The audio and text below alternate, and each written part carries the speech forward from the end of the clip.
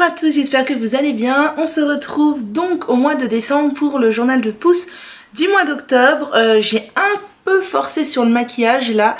Je me rends compte que c'est peut-être un peu too much, mais je me suis dit allez, c'est le mois de décembre, c'est les fêtes, soyons fous.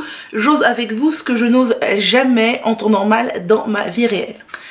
Donc au mois de novembre, je me suis lavé les cheveux 8 fois, donc je suis complètement repassée à 2 lavages par semaine. Et ça convient plutôt bien à mes cheveux. D'ailleurs là hier soir j'ai fait un co-wash avec un... Enfin j'ai testé un nouveau l'après-shampoing et avant ça j'avais fait un bain d'huile.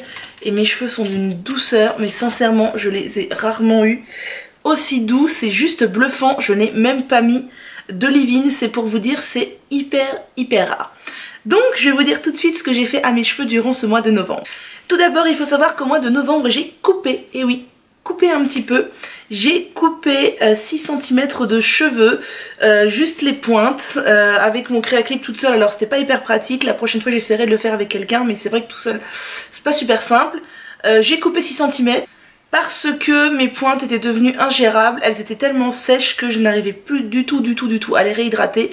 Donc ça m'énervait, donc j'ai coupé, mais vous voyez, j'ai encore une belle longueur, franchement je me rends même presque pas compte que j'ai coupé, donc je suis contente parce que là, même en coupant, je suis toujours à une longueur que j'aime beaucoup.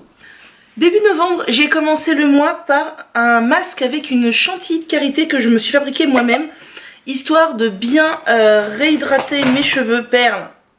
De bien réhydrater et nourrir mes cheveux. Donc dans cette chantilly de karité, il y a un tiers de beurre de karité, un tiers d'huile de lin et un tiers de gel d'aloe vera. Je n'ai pas mis de conservateur et je ne vous cache pas que pour l'instant elle se conserve très bien. Mais c'est vrai que chez moi il fait pas non plus hyper chaud, donc c'est peut-être pour ça. J'ai appliqué sur toute la chevelure et j'ai laissé poser 24 heures et ça a fait beaucoup de bien à mes cheveux. Mes pointes aiment beaucoup le beurre de karité, mais c'est vrai que quand il est pas monté en chantilly, ça peut être un peu compliqué de l'appliquer. Et j'aime beaucoup cette formule là, même pour le corps, pour tout, c'est vraiment quelque chose que j'aime beaucoup.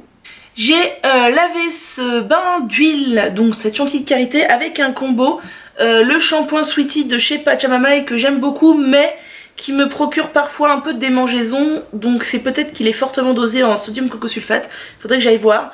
Donc j'utilise pas trop souvent parce que mes cheveux l'aiment bien mais mon cuir chevelu un petit peu moins. Et j'ai terminé avec un après-shampoing que j'aime énormément, même si sa composition n'est pas du tout parfaite. C'est l'après-shampoing Citrus et Neroli de chez John Masters Organics, je l'aime vraiment beaucoup. Il démêle extrêmement bien les cheveux, il les rend excessivement doux. Alors oui, il contient des ammoniums quaternaires, mais contrairement à d'autres après-shampoings qui en contiennent, lui a un effet complètement bluffant sur mes cheveux. Vraiment, c'est juste top. Ensuite, j'ai fait un mélange un peu plus étrange. Je me suis fait un mélange bizarroïde. J'ai mélangé un petit peu de rassoul, un petit peu de farine de pois chiche, donc qui est une farine lavante, un petit peu de gel d'aloe vera, un petit peu de shampoing Cadiel hibiscus, un petit peu du masque Alverde le rose, donc celui qui est aux fruits de la passion et à l'aloe vera, et un petit peu d'eau de riz. Donc dans ma bouteille là, c'est de l'eau de cuisson du riz tout simplement. J'ai mélangé tout ça, j'ai appliqué sur ma tête et j'ai juste rincé. C'est un peu étrange, c'est un peu un masque bizarroïde, je sais pas ce qui m'a pris par cette fois là de mettre tout ça dans mon masque. Mais figurez-vous que ça a bien hydraté mes cheveux et qu'ils sont ressortis propres et doux. Ensuite j'ai fait 2 fois mon co-wash habituel que vous commencez à connaître, à savoir mes poudres, donc toujours mélange poudre lavande, poudre de soin, etc. Du gel d'aloe vera, toujours. Cette fois-ci, j'ai toujours rajouté de l'eau de cuisson du riz. Maintenant, c'est devenu indispensable et je pense que mes cheveux aiment vraiment beaucoup. De l'huile de piquis puisque je suis toujours en train de la terminer. Et j'ai fini mon bidon de Kératine Protect, mon petit flacon plutôt. Et donc, bah voilà, cet actif est terminé. J'en ai mis dans mes 2 co-wash. Et la variante dans ces 2 co-wash a été tout simplement l'après-shampoing. Donc comme vous savez, c'est la variante à chaque fois. J'en ai fait un avec l'après-shampoing Avril, donc réparation cheveux secs et abîmés. Je vous ai fait une vidéo où je parle de cet après-shampoing si ça vous intéresse. Il est pas mal, mais c'est pas celui que mes cheveux préfèrent. Là je l'ai fini, je le rachèterai pas. Et j'ai également fini le Mademoiselle Bio, donc celui qui est rose, démêlant eau de protection à la kératine végétale, l'huile de camélia, eau de coco. Et celui-ci, sachez qu'il contient des ammoniums quaternaires et moi clairement je ne l'ai pas aimé du tout. Le co-wash a marché mais c'est vraiment pas un après-shampoing que j'ai aimé, donc je ne le rachèterai pas. Ensuite en mode flemmarde, je me suis fait ce masque She Moisture, donc au 10 super fruits, je sais pas trop quoi. Vous le connaissez, j'ai l'habitude de l'utiliser. Il commence à être bien entamé. Pareil, c'est un produit qui contient des ammonium quaternaire. Mes cheveux l'aiment plutôt pas mal. Et je l'ai lavé avec un combo solide, donc un petit shampoing solide que je me suis fait, qui est assez fin parce qu'en fait il n'y a pas beaucoup de SCI dedans, donc forcément il y a beaucoup de poudre et elles s'en vont assez rapidement. Je ne pourrais plus vous dire exactement ce qu'il y a dedans, mais il y a de la poudre de shikakai, du rasoul, de la poudre d'hibiscus, de la poudre d'aloe vera d'avoine, de l'huile de quoi? Du beurre de karité, de l'huile de moutarde peut-être, et ça doit être tout. Et bah il a très bien lavé mes cheveux. Et j'ai utilisé pour la première fois l'après-shampoing Joya, donc c'est celui pour cheveux secs des savonneries Joya, les savons de Joya. Et il est très bien, il marche très bien sur mes cheveux, il les démêle vraiment très bien. Seul bémol, il est composé majoritairement de BTMS, et le BTMS, BN trimonium méthosulfate je crois, n'est autre que des ammonium quaternaires. Donc voilà, si vous voulez pas d'ammonium quaternaire sur vos cheveux, c'est mort. Moi c'est vrai qu'en ce moment j'en reviens un peu parce que mes pointes en ont peut-être un peu besoin, ou du moins j'ai envie de tester des produits qui en contiennent, donc bah écoutez, j'essaye. Et cet après shampoing, vraiment je l'ai bien aimé. Et pour cause, j'ai bien aimé ce combo. Un jour de flemme, je ne me suis carrément pas fait de masque et je me suis juste lavé les cheveux avec ce combo et ça a très bien marché. Le SCI, mais mon cuir chevelu ne l'aime pas trop, mais franchement là, faiblement dosé, c'était très bien. Une autre fois, j'ai testé pour la première fois ce masque de chez Douce Nature que j'avais acheté. Il a une texture vraiment hyper épaisse, type presque beurre, hyper agréable. J'aime vraiment énormément, c'est super agréable. Il est très bien, il sent très bon, il a une très bonne composition. Je vous avais déjà fait une vidéo sur son après-shampoing, l'après-shampoing de la même gamme que j'adore. Et franchement ce masque est vraiment top. Par contre, comme pour l'après-shampoing, si vous avez les cheveux fins, c'est pas la peine. C'est vraiment pour les cheveux secs ou épais ou frisés, etc. Mais je l'ai vraiment beaucoup aimé. Et pareil, je l'ai lavé avec le combo mon shampoing Homemade et l'après-shampoing les savons de Joya.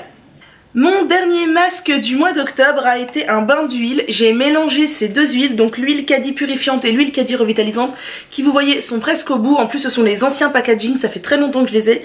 Je pense que ça doit faire 2 ans que je les ai. Et je les avais pas sortis du placard depuis vachement longtemps.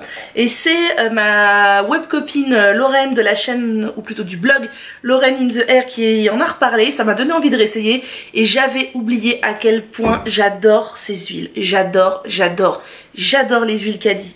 Elles sont vraiment topissimes. Franchement je les aime beaucoup. Quand j'en aurai plus je vais en racheter, c'est sûr. Tellement je les aime. J'ai très envie de tester la tonifiante. Il y en a 3 dans la gamme. Et franchement c'est juste top. J'aime énormément. Elles sentent fort, mais elles sentent tellement bon. Moi j'adore ces odeurs d'Inde, j'ai envie de dire. Elles contiennent du camphre, attention si vous êtes fragile ou enceinte. Mais voilà, j'ai adoré. Donc j'ai laissé poser ce bain d'huile, je dirais toute une journée. Puis j'ai lavé avec un autre shampoing solide que je me suis fait. Il ressemble beaucoup au précédent. C'est juste qu'il est un tout petit peu plus fortement dosé en SCI que le précédent parce que je le voulais un tout petit peu plus consistant. Et j'ai rajouté de l'huile essentielle de baie Saint-Thomas pour activer la pousse. Et il a très bien lavé le bain d'huile, même si je pense que pour les prochains bains d'huile je ne me tournerai pas vers un shampoing solide parce que c'est quand même pas terrible je trouve de laver les bains d'huile avec les shampoings solides, c'est assez fastidieux.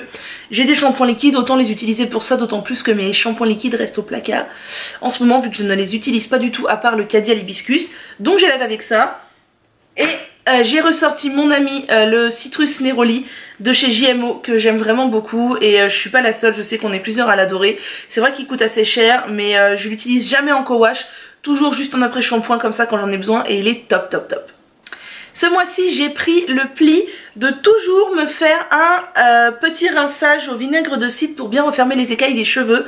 Donc ce que je fais, c'est que je prends une petite bouteille d'eau, je mets au fond à peu près ça de vinaigre de cidre, je remets à peu près l'équivalent d'eau chaude et je mets ça sur ma tête après m'être lavé les cheveux, je laisse poser un petit peu, après je rince et après je fais mon après-shampoing. Vous me direz que c'est peut-être un peu trop, ça fait double emploi, mais en fait moi... mes cheveux aiment vraiment beaucoup le combo vinaigre de cidre puis après shampoing. Et j'avoue que ça aide beaucoup aussi mon cuir chevelu qui a tendance à être sensible. Ça le régule pas mal. Bien sûr je fais toujours mon rinçage à l'eau froide en dernière eau de rinçage avec un petit peu de vinaigre blanc mais vraiment un tout petit peu pour bien refermer le tout et vraiment ça réussit beaucoup à mes cheveux et depuis que j'ai cette routine de vinaigre de cidre et vinaigre blanc, mon cuir chevelu ne me démange plus du tout. Je me rends compte que j'ai oublié de vous mentionner un masque que je me suis fait ce mois-ci. Je me suis fait tout simplement un mélange de cet après-shampoing I+M que j'aime vraiment beaucoup et il est presque à la fin, il m'en reste juste pour une fois, avec un petit peu de crème de coco et d'eau de riz. J'ai mélangé ça, ça m'a fait un bon mélange hydratant. J'ai posé sur mes cheveux, j'ai lavé avec mon shampoing Homemade et mes cheveux ont beaucoup aimé. Vous pouvez voir que ce mois-ci du coup j'ai fait pas mal de masques différents, un peu moins de co-wash, un peu de shampoing solide. J'avais très envie de me retourner en fait vers des cosmétiques solides, il y a des envies comme ça qui viennent. Et bah mes cheveux étaient plutôt contents même si les pointes tiraient la tronche en début de mois. Là je vous cache pas qu'on est au mois de décembre et que ça va beaucoup mieux et que vraiment cette douceur de cheveux là après le masque que j'ai fait hier, mais waouh. Au niveau des leave-in, qu'est-ce que j'ai utilisé ce mois-ci? Tadam, j'ai ma petite panière. J'ai utilisé pas mal de leave-in ce mois-ci parce qu'on commençait à rentrer dans l'hiver. Il commençait à faire froid, à y avoir du vent. Moi, vous savez que je vais travailler en vélo, même si j'attache mes cheveux, j'ai quand même besoin de les hydrater. Et je mettais au moins tous les matins, si ce n'est des fois le soir, des leave-in. Donc ce mois-ci, j'ai utilisé bien sûr mon spray à l'hibiscus. Je ne m'en passe plus du tout, je m'en sers tout le temps, dès que j'en ai plus j'en refais, j'en mets au moins une fois par jour, c'est vraiment un indispensable pour moi, je l'adore. J'ai quelques fois utilisé la lotion Sentifolia démêlante sans rinçage, je l'aime beaucoup, elle sent très très bon la framboise, mais c'était pas systématique, mais parfois j'aimais bien l'utiliser. Petite nouveauté aussi, j'ai parfois utilisé ce petit spray qui n'est autre que de l'eau de rinçage du riz que j'ai fait bouillir avec des écorces de mandarine, donc c'est pour ça que ça a une couleur un peu orangée comme ça. C'est juste de l'eau de rinçage du riz, donc vous savez avant de le faire cuire vous rincez votre riz et voilà, et je l'ai fait bouillir et il se conserve hyper bien. Du coup voilà, ça c'est un peu gainant, un peu hydratant, faut pas en mettre trop, ça peut cartonner mais moi j'aime bien. Au niveau des crèmes sans rinçage, j'en ai utilisé 3 ce mois-ci. J'ai utilisé un petit peu la Alverde Repair à l'avocat et au beurre de karité. C'est assez fluide, c'est pas mal, mais c'est pas ma préférée, mais elle marche quand même plutôt bien. J'ai utilisé un tout petit peu celle-ci de chez Bio Balsamo, qui est un leave-in au moringa et au lino. Lino, ça doit être... je ne sais plus. Je n'ai pas été éplucher la compo. Il est possible qu'il y ait des ammoniums quaternaires, même si à première vue comme ça, je n'en vois pas. C'est une crème très épaisse qui est pour les cheveux bouclés à la base. Donc quand je l'utilise, j'en mets très peu, mais je l'aime bien. Et bien sûr, j'ai utilisé mon chouchou de tous les temps, la crème de jour Thumos qui vous voyez est presque vide parce qu'en ce moment je n'utilise qu'elle, je l'aime énormément et c'est indéniablement celle qui me réussit le mieux. Au niveau des coiffures, je ne sais pas pourquoi ce mois-ci j'ai beaucoup porté une simple tresse sur le côté. J'en avais ras-le-bol un peu des chignons parce que c'est vrai que c'est ce qui protège le mieux mes cheveux, mais voilà, c'est pas toujours le plus élégant ou ça varie pas beaucoup. Et pour le coup ce mois-ci j'ai pas beaucoup varié, j'ai fait beaucoup de tresses, tresses sur le côté, tresses sur le côté, tresses sur le côté. Je n'ai jamais porté mes cheveux détachés, il faisait trop froid, trop de vent et mes pointes, vu qu'elles étaient desséchées auparavant, je voulais pas retenter de risque. Mais voilà, la tresse sur le côté ça me va bien aussi, même si je me rends compte que je trouve ça aplatit beaucoup la masse sur le crâne et c'est pas terrible, ça fait ressortir mon visage un peu rondouillet. Voilà. Donc voilà, bon ça suffit, c'est assez long comme ça, vous savez tout ce que j'ai fait ce mois-ci, j'ai l'impression que c'est un peu le bazar mais au moins ça vous donne un aperçu des produits. Si vous avez des questions, n'hésitez pas et moi je vous dis à bientôt.